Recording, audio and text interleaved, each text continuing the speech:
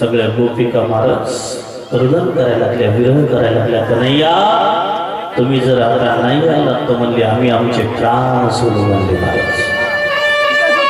आणि त्या यमुना नदीच्या काठेवर जाऊन ज्या गोपिकांनी जे गीत गायलं त्याच गीताचं नाव आहे भागवतामध्ये गोपी गीत. आता भागवतामध्ये 18 श्लोकामध्ये गोपी गीताचं वर्णन आहे. एखादा भक्त जर पाहिला अंतकरणामधून जर भगवंताचं नित्य गोपी गीताचा पाठ करत असेल आपल्या हरिपाठासारखं तर महाराज भगवान श्रीकृष्ण कन्हैयाचं दर्शनाचा साक्षात्कार होतो. भागवतात असं वर्णन आहे. त्या गोपी गीताचं सुंदर वर्णन आलेलं की जयति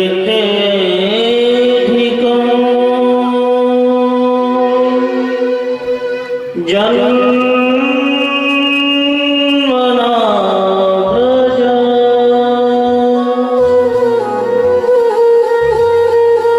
श्रयत इंदिरा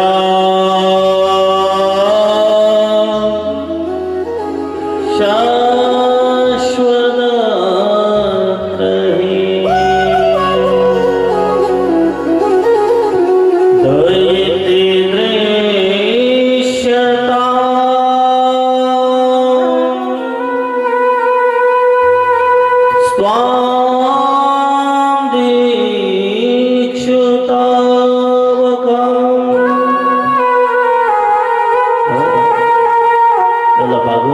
गोपी गीत म्हणलेलं आहे 18 श्लोकामध्ये. नित्य जर एखादा पाठ करत असेल तर निश्चित रूपानं भगवंताचा साक्षात्कार होते. गोपी गीताचं वर्णन केलं कारण भागवताचा आत्मा जर असेल तर हे गोपी गीत आहे. भागवतात स्पष्ट प्रकारे वर्णन आहे. इथून जेवढे बी दैत्य आले असुर आले सर्वांचा उद्धार करत गेले महाराज स्वयं स्वतः. हा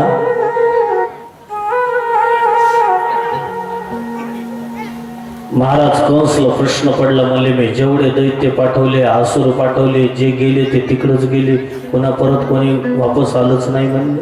हा तेवढ्यामध्ये देवर्षी नारदजी पोहोचले महाराज उग्रसेन राजाचे जे पुत्र होते कंस महाराजाजवळ. कंसजी जवळ गेल्यानंतर महाराज देवर्षी नारदजींना बघितलं. नारदजींच्या चरणावर साष्टांग प्रणाम केलं. आई आई बोले नारदजी.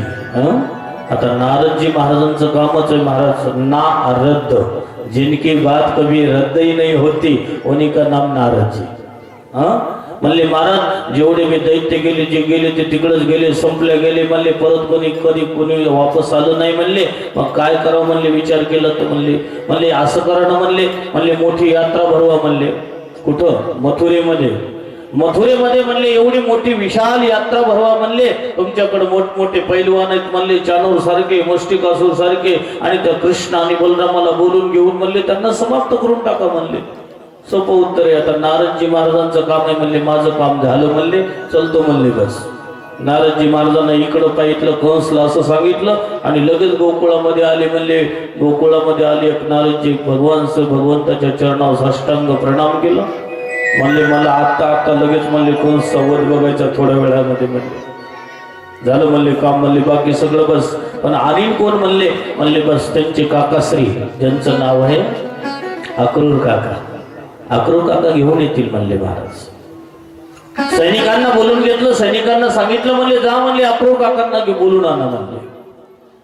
आता अक्रूर काकांना बोलून आणा म्हणल्यानंतर महाराज सैनिक गेले घरी गेले अक्रूर काकांना आवाज दिला काकाश्री आपको महाराज जी ने बुलाया है बोले. तुम्हाला बोलवलंय म्हणले आदेश आहे म्हणले महाराजांचा. अक्रूर काका मनातल्या मनात विचार करायला लागले माझ्यासारख्या गरीब माणसाकडे काय काम निघालं असेल राजा महाराज कशासाठी बोलवलं असेल मला. परंतु बस अक्रूर काका आले.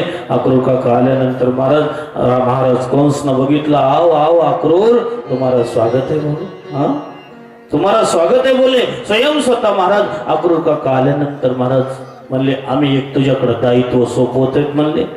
काय म्हणले एकच काम आहे म्हणले बस कृष्ण आणि बलरामाला तुम्ही घेऊन यायचे. मथुरेमध्ये मोठी यात्रा भरवली एवढंच बस थोडी कल्पना देऊन त्यांना घेऊन या म्हणले हा माझा सुंदर सोन्याचा रथ उभा आहे म्हणले हा रथ घेऊन जा म्हणले.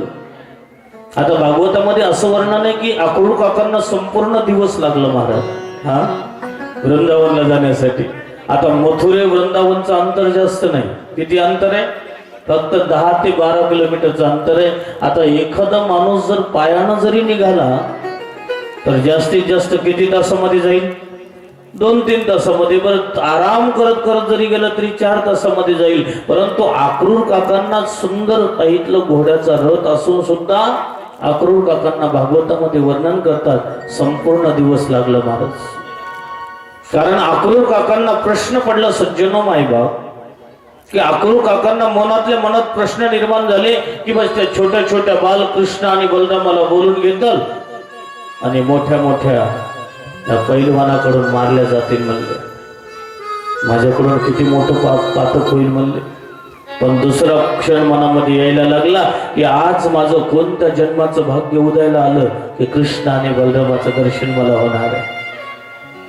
अक्रूर काका मनातल्या मनात असं विचार करता करता संपूर्ण दिवस लागला सज्जनो मायबाप. अक्रूर काका ज्या क्षणाला पाहितलं कृष्ण कन्हैयाच्या भूमीमध्ये प्रवेश केला वृंदावन मध्ये. सायंकाळचा वेळ होत होता. 9 लाख गायी समोर चालत होत्या महाराज. त्या गायींच्या पाठीमागं कृष्ण आणि पाहितलं सर्वंगडी आनंदानं चालत होते महाराज. अक्रूर काका ज्या क्षणाला बघता बघता बघता महाराज रथातून खाली उतरले. खाली उतरल्यानंतर अक्रूर काकांनी बस जी ब्रजभूमी त्या ब्रजभूमीला साष्टांग प्रणाम केलं महाराज. स्वयं स्वतः पाहितलं जी ब्रजरज आहे त्या ब्रजरज ज्या पाहितलं आपल्या मस्तकाला धारण केली. सगळ्या अंगाला लावायला लागली. कृष्ण कन्हैया आपलेत आपलेत म्हणून महाराज. जगाच्या मालकानं बघितलं महाराज काकाश्री आले. काकाश्री आल्यानंतर धावत धावत आले म्हणले काका आले काका आले. आता महाराज छोटे छोटे लेकरं मुलं बाळ महाराज मामा आले की मामा आले मामा आले म्हणून आनंद वाटायला लागला. तसं जगाच्या मालकाला सुद्धा आनंद वाटायला लागला. काकाश्रींना आणलं. सर्वात अगोदर महाराज गोमातेच्या दर्शनाला घेऊन गेले. आता पहिली भारतीय संस्कृती अशी होती की एखाद्या वेळेस महाराज स्वयं स्वतः गोमातेचं दर्शन झाल्यानंतर पुन्हा बस. ही पहिली भारतीय संस्कृती अशी होती. अक्रूर काकांना दर्शनासाठी घेऊन गेले. गोमातेचं दर्शन झालं की महाराज पाहितलं अतिथी सेवा केली. अतिथी देवो भव पाहुणचार केला. हातपाय आधी क्षणाला धुतल्यानंतर महाराज भोजन आधी झालं आणि मग नंतर बाबांनी सहजच विचारलं अरे अक्रूर कसं काय येणं केलं म्हणले. खूप दिवसानंतर येणं केलं म्हणले. काय म्हणले?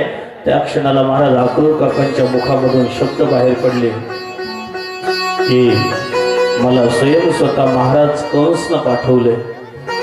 तुमचे कृष्ण आणि बलरामाला घेऊन जाण्यासाठी आलो म्हणले. म्हणले नंद बाबा म्हणले आम्ही दोघांना जाऊ देणार नाहीत म्हणले. आम्ही सोबत येणार आहेत म्हणले. काही हरकत नाही म्हणले. महाराज नंद बाबा यशोदा मैयाच्या कानावर गेलं. महाराज यशोदा मैयाच्या कानावर गेलं की यशोदा मैयाच्या पाहितलं डोळ्याला अश्रूच्या धारा लागल्या. सज्जनो मायबा यशोदा मैयानं सांगितलं यशोदा मैया बस. कृष्ण कन्हैयानं सांगितलं कन्हैयानं काका तुम्ही जे हे मला शब्द बोलले ना मामाश्रीनं बस बोलवले. मथुरेमध्ये मोठी यात्रा आहे. तिथं कुस्तीचा कार्यक्रम आहे. अजिबात आमच्या यशोदा मैयाला सांगू नका म्हणले. माझ्या यशोदा मैयाला जर सांगितलं तर बस बस आमची मैया जाऊ देणार नाही म्हणले. स्वयं स्वतः भगवान श्री कृष्ण कन्हैया यशोदा मैयाचे डोळे पुसले. महाराज विचार केला तर डोळे पुसले महाराज यशोदा मैया. मैया एक दिन की तो बात आहे. एका दिवसाची तर गोष्ट आहे ना म्हणले. आज यात्रा एका दिवसामध्ये मी यात्रा बघणार आहे. आज मी जाईल उद्या यात्रा बघल आणि एका दिवसामध्ये मी परत येईल म्हणले. आणि तो रडतेच म्हणले. डोळ्याला अश्रूच्या धारा आहेत म्हणले. स्वयं स्वतः महाराज सगळ्यांना ज्या क्षणाला बस कानावर गेलं. गावामध्ये वृंदावन मध्ये तोंडी देऊन सांगितलं उद्या कृष्ण आणि बलराम मथुरेची यात्रा पाहण्यासाठी जाणार आहे. एकाही गोपिकेला एकाही गवळणीला झोप लागेनासं झाली महाराज. ती गोवळण ती गोपिका दुसऱ्या गोपिकेकडे धावत धावत गेली, ती गोपिका तिसऱ्या गोपिकेकडे धावत धावत गेली. अरे गोपी, अरे तू ऐकलंस म्हणले, उद्या कृष्ण आणि बलराम आपल्याला सोडून जाणार आहेत म्हणले. तिसरी गोपिका म्हणली, बस तू काय करशील म्हणले. म्हणले त्यांना जर जायचं असेल तर म्हणले दुसरं काही नाही म्हणले, त्यांना आमच्या अंगावरून रथ घालून जा. मग चौथी गोपिका म्हणली, तू जर असं केलं तर हे समाज, हे लोक काय म्हणतील म्हणले.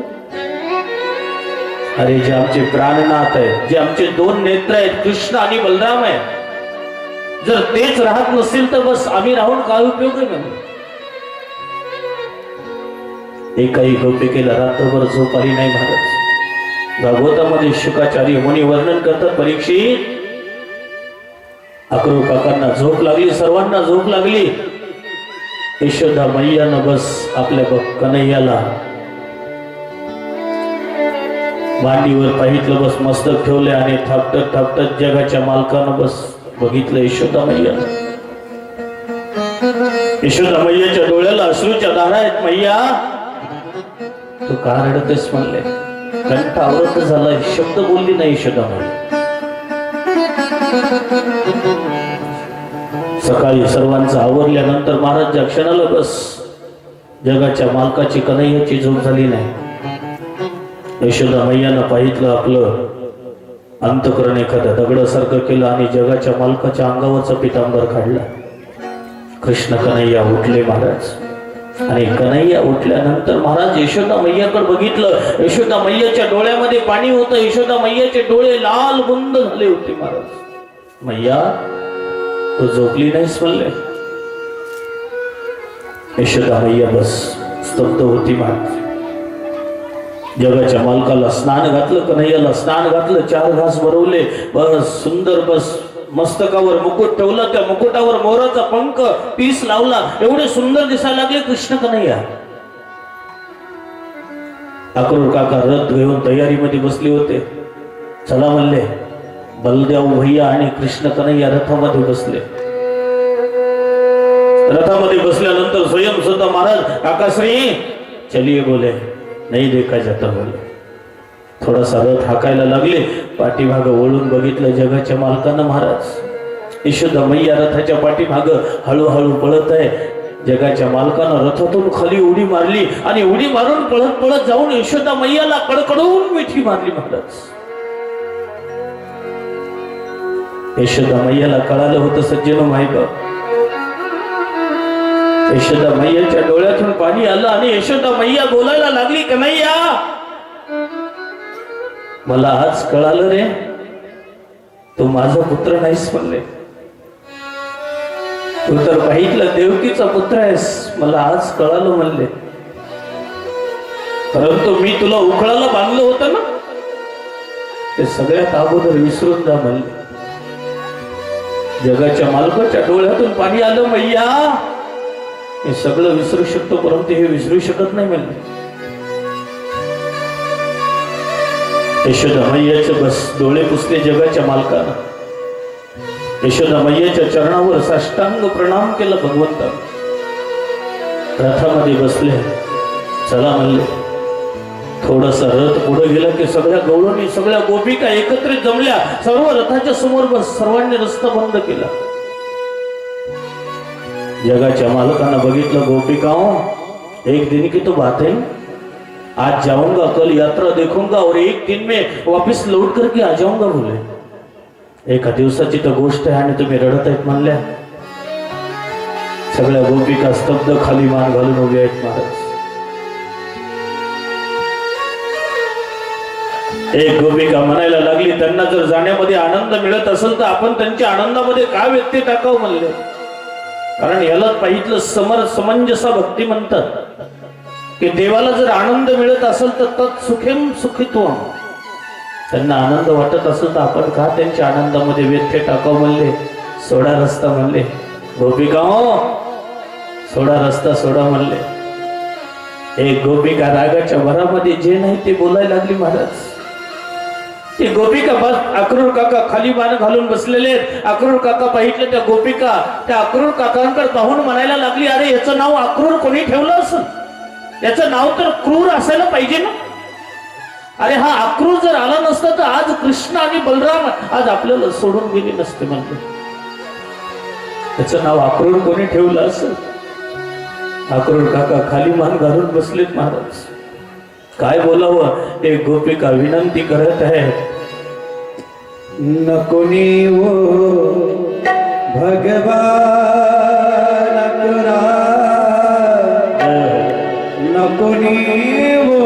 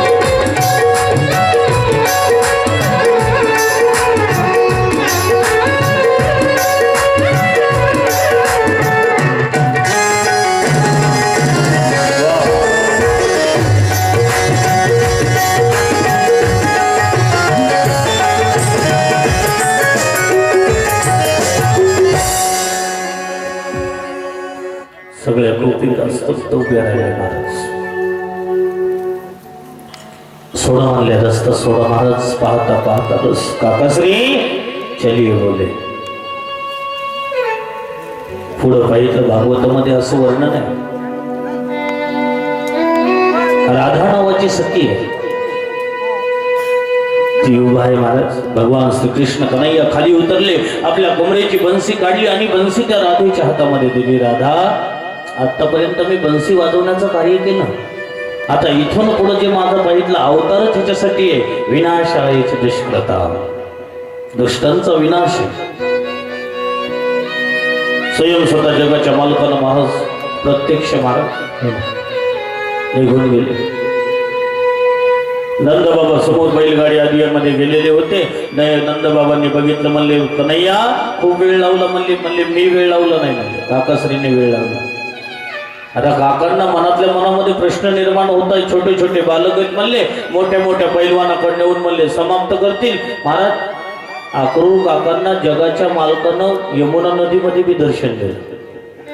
स्नान करत होते पाण्यामध्ये, जशी डुबकी लावली की अक्रूर काकांचं दर्शन झालं.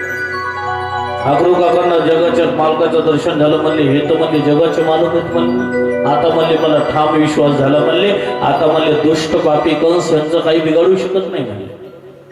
स्वयं स्वतः महाराज कृष्ण कन्हैया गेले होते. 3 प्रहर असतात, 2 प्रहर झाले होते, 1 प्रहर बाकी होता. मथुरेची यात्रा फिरण्यासाठी महाराज निघाले. म्हणले मथुरेची यात्रा पाहण्यासाठी महाराज जर बराबरीची असतील तर मजा येते महाराज, ठीक आहे नाही. आता बाबांसोबत जर एखाद्या नातवाला यात्रा बघायला नेलं तर बाबा पाहिजे बस काही घ्यायचं असेल तर काहीच घेऊ देत नाहीत महाराज. त्याच्यासाठी जर बराबरीची असली की यात्रा बघायला आनंद येते. म्हणले जाऊ भैया कृष्ण कन्हैयानं हट्ट धरला. म्हणले बस बाबा म्हणले आम्ही मथुरेची यात्रा बघून यावं. म्हणले कन्हैया ही आपली पाहितलं आपलं वृंदावन नाही म्हणले, हे मामा कंसची नगरी आहे म्हणले. आणि तो तुझा स्वभाव मला माहित आहे म्हणले, कोणासोबत जर भांडण करत बसला तर म्हणले जाऊ भैया म्हणले मी आहे ना म्हणले दाबा. महाराज जाऊ भैयानं स्वयं स्वतः महाराज सगळे बालगोपालांना घेऊन निघाले. आता कृष्ण कन्हैयानं जसा मथुरेमध्ये प्रवेश केला, शुकदेवजी मुनी सांगतात परीक्षित सगळ्यांनी पाहिलं ज्या कधी घरातून बाहेर आल्या नाहीत त्या सुद्धा बस कृष्ण कन्हैयाला पाहण्यासाठी गर्दी जमायला होती. का? कारण तो पूतनाला मारणारा कृष्ण कन्हैया छोरा कसा आहे म्हणजे सगळे बस पाहण्यासाठी बस. कृष्ण कन्हैया समोर चलत होते. बस सगळे बाल सवंगडी गोपाल म्हणायला लागले कन्हैया इथं काय तुझे रिश्तेदारी काय पाहुणे आहेत की काय? म्हणले इथले खास राजा मामा कंस माझे मामाजी है और मामाजी के गांव में भांजा आएगा तो स्वागत नहीं होगा बोले. म्हणले अगोदर सांगाव का नाही रे? म्हणले नवीन कपडे वस्त्र धारण करून आला असतो. आता म्हणले तुझ्या मामाजीच्या समोर म्हणलं कसे दिसतील म्हणले विचार केला तर. म्हणले काय इच्छा आहे? म्हणले चला म्हणले काहीतरी व्यवस्था होईल. म्हणले आता मामा कंस धोबी समोरून येत होता महाराज. मामा कंस धोबी येत होता तेवढ्यामध्ये बस कृष्ण कन्हैयानं पाहता क्षणी आवाज दिला. म्हणले मामाजी राम राम. त्या धोब्यानं बघितलं. म्हणले कुठून आला? म्हणले मेरा भांजा बोले. म्हणले बस म्हणले कोण आहेत? म्हणले तुम्ही. त्या क्षणाला सांगितले. म्हणले खास इथले कंस मामा माझे मामाजी लागतात. म्हणले त्या नाताना गावातले सगळे मामाजी. म्हणले अच्छा तो तुम कृष्ण बलराम हो बोले. आता ज्या कामासाठी बोलवले म्हणले ते काम मलाच करावं लागल. म्हणले कोण म्हणाले? हे मामाजी. महाराज कृष्ण कन्हैयानं बघितलं. म्हणले जरा मामाजी मध्ये आकड जास्त दिसायली. म्हणले महाराज जरा मामाजी जरा घाई मध्ये म्हणले जरा आमचे बालगोपाल असे आलेत म्हणले वस्त्र मिळतील. म्हणले राजा महाराजांचे कपडे तुम्ही घालणार? म्हणले अरे जे रात्रंदिवस गाईच्या पाठीमागे फिरणारे म्हणले तुम्ही बालगोपाल. म्हणले तुम्ही राजा महाराजांचे कपडे घालणार? महाराज कृष्ण कन्हैयानं पाहता बस बरेच बोलायला लागलं. कृष्ण कन्हैया क्रोधायमान झाले. कन्हैयानं एक थप्पड मारली महाराज त्या धोब्याला. धोब्याचं पाहिलं धडापासून मस्तक बाजूला पडलं. बाकीचे धोबी तर कपड्याच्या गटल्या टाकून 9-2-11 हो गई बोलले. सगळेच पळून गेले. महाराज म्हणले छोराच्या हातामध्ये काय तलवार बिलवार भेटाय की काय? म्हणले सगळं जर विचार केलं तर महाराज सगळेच बस धोबी पळून गेले. आता कपडे तर घातले महाराज. हे 2-2, 4-4 फुटाचे बालगोपाल सवंगडी. महाराज त्या क्षणाला बस राजे महाराजांचे कपडे अगोदर ढिले ढाले असतात. ते ढिले ढाले कपडे महाराज ज्या क्षणाला चालायला लागले तर आपोआप रस्ता बस स्वच्छता अभियान. महाराज आता दर्जीनं बघितलं लांबून म्हणले हे कोणतं फॅशन आलं बाई म्हणले. दर्जीनं बघितल्या बस दर्जीनं महाराज भगवंताच्या चरणावर साष्टांग प्रणाम केलं. म्हणले महाराज जरा हे ढिले ढाले कपडे व्यवस्थित करून देऊ का म्हणले लवकर म्हणले शुभस्य शीघ्रम म्हणले चांगले बस ते कपडे ढिले ढाले ठीक करून दिले. आता कृष्ण कन्हैयानं विचारलं म्हणले तुम्हाला काय पाहिजे म्हणले बक्षीस. आता यानं बघितलं होतं धोब्याला काय बक्षीस मिळाले. हा एका पायीतलं एका थप्पड मध्ये धोब्याचं मस्तक बाजूला पडलं. म्हणले आम्हाला काही नाही म्हणले महाराज जरा तुमची दयादृष्टी असू द्या कृपा आशीर्वाद असू द्या म्हणले आपल्याला दुसरं काय लागणार आहे म्हणले काही हरकत नाही म्हणले तथास्तु पुढे चलून खूप मोठे व्हाल म्हणले. आता आजकाल तुम्ही बघायचं महाराज जेवढ्याचा कपडा तेवढ्याची शिलाई आणि नवरदेवाचा ड्रेस झाला तर बघायचंच काम नाही. हा म्हणले बस तेव्हापासून भगवंतानं फ्री मध्ये महाराज काम केलं या दर्जी लोकांनी म्हणून त्यांना पुढे चलून आशीर्वाद दिला. म्हणले खूप मोठे व्हाल. महाराज तिथून थोडंसं पुढे गेले की त्या क्षणाला महाराज स्वयं स्वतः बस सुदाम्न नावाचा एक ब्राह्मण होता. तुळशीच्या माळी महाराज बनवायचं काम करत होता. तुळशीच्या माळी महाराज त्यानं मी तुळशीच्या माळी सगळ्या बालगोपालांच्या कंठामध्ये टाकल्या. भगवंत प्रसन्न झाले त्याला बी आशीर्वाद दिला. परंतु तिथून थोडस समोर गेले की महाराज एक दासी होती. ती दिसायला एवढी विद्रूप होती की 3 जाग्यावर वाकडी होती. तिला कधी कोणी नीट बोलत नव्हतं कोणी जवळ सुद्धा बसू देत नव्हतं. महाराज एवढी दिसायला विद्रूप होती दासी. तिचं नाव कुब्जा आहे भागवतामध्ये महाराज. बस भगवंतानं जगाच्या मालकानं तिला आवाज दिला अरे सुंदरीजी. आता तिला आवाज दिला म्हणले महाराज मला बोलवलं का. हो म्हणले तुलाच बोलवलं म्हणले जवळ आली म्हणले काय सेवा करू म्हणले महाराज. म्हणले हे काय म्हणले तुझ्या हातामध्ये. म्हणले हे चंदन आहे म्हणले. हे चंदन मी पाहितलं चंदनाचा तिलक करून गेल्यानंतर भोजपती कंसला जास्त आवडते म्हणले आणि माझी सेवाच आहे म्हणले ही चंदन घेऊन जाण्याची म्हणले आज हे चंदनाचा तिलक म्हणले आम्हाला करशील का म्हणले महाराज माझ्या हातानं करू म्हणले बस मग तर अजून दुधात साखर आहे म्हणले. महाराज स्वयं स्वतः ते 3 जाग्या वाकडी असणारी दासी होती. त्या दासीनं चंदनाचा तिलक केलं. जगाच्या मालकाच्या पायीतलं थापक थवा चंदन लावलं महाराज. चंदन ज्या क्षणाला तिलक केलं थंडगार सगळ्या बालगोपालांना बस आनंद वाटायला लागला महाराज. त्या क्षणाला बालगोपाल म्हणले एक नाही या म्हणले एवढ्या मोठ्या राजाकडे हे चंदनाचं पायीतलं एवढं तिलक घेऊन गेलं असते तर म्हणले त्याला किती मोठं बक्षीस दिलं असतं म्हणले. आता जगाचे मालक कृष्ण कन्हैया म्हणले आम्ही असं बक्षीस देऊ की आतापर्यंत जगात कोणी दिलं नसेल म्हणले. काय केलं कृष्ण कन्हैयानं 3 जन्माची वाकडी असणारी जी दासी होती तिच्या अंगुठ्यावर अंगुठा ठेवून महाराज एका झटक्यामध्ये पाहितलं बस त्या दासीला सरळ केलं महाराज. एवढं सुंदर बनवलं महाराज. विचार केला की बस जगामधलं विश्व सुंदरी करून टाकलं महाराज. तिनं बघितलं आपलं सौंदर्याकडे सगळं काही बघितल्यानंतर महाराज जगाच्या मालकाच्या चरणावर साष्टांग प्रणाम केला महाराज. जगाच्या मालकाचा पितांबर हातामध्ये धरला आणि बस सांगितलं कन्हैया देवाला बस तुम्हाला माझ्या घरी यावं लागलं म्हणले. तुझं घर माझं घर आहे म्हणले. अगोदर मामा कंसची भेट घेतली पाहिजे. तिथून कृष्ण कन्हैया निघाल्यानंतर आता त्या पाहितलं मोठमोठ्या त्या मल्लयुद्धामध्ये महाराज महान पैलवान आले होते. चानूर सारखे मुष्टिकासूर सारखे महाराज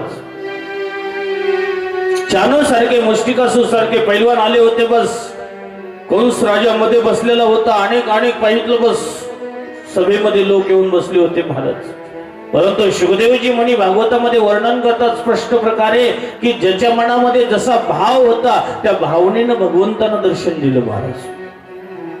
मोठमोठे पाहितले बस संत ऋषी मुनी बसलेले होते. त्यांना सुद्धा वाटायला लागलं आमच्यापेक्षाही कोणीतरी श्रेष्ठ महात्मा पुढे येते.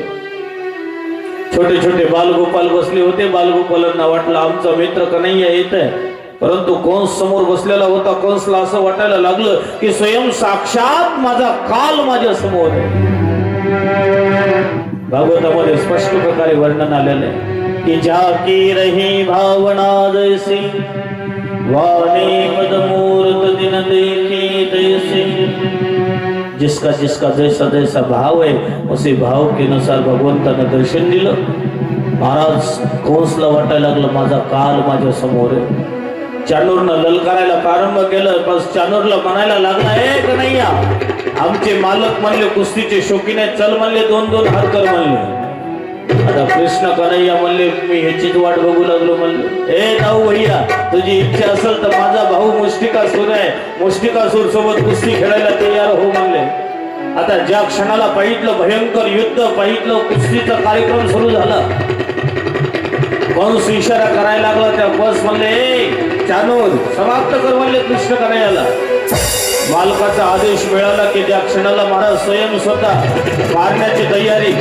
कृष्ण कन्हैयानं पाहता पाहता बस एक थप्पड मारली चानोरला. चानोर चकनाचूर झाला महाराज. जाऊ भैयानं एक मुष्टिका मारली, मुष्टिकासूर सुद्धा बस गोविंदाय नमो नमः. सगळे पैलवान बाकीचे पळून गेले महाराज. तेवढ्यामध्ये कृष्ण कन्हैयानं पाहितलं कंसच्या सिंहासनावर उडी मारली महाराज. उडी मारल्यानंतर कंसचे केस पकडले, केस पकडून सांगितलं हे दुष्ट पापी कंस, अरे जिसे तू मारना चाहता है उस देवकी का 8वां पुत्र तेरा काल होगा बोल. कृष्ण कन्हैयानं पाहता पाहता ज्या क्षणाला महाराज कंसला एक लाथेचा प्रहार केला, कंस सिंहासनावरून खाली पडला आणि खाली पडताच कंसचा उद्धार झाला. महाराज बोल कंस मर्दन भगवान की जय. कृष्ण कन्हैयाला त्या कंसचा उद्धार झाला महाराज.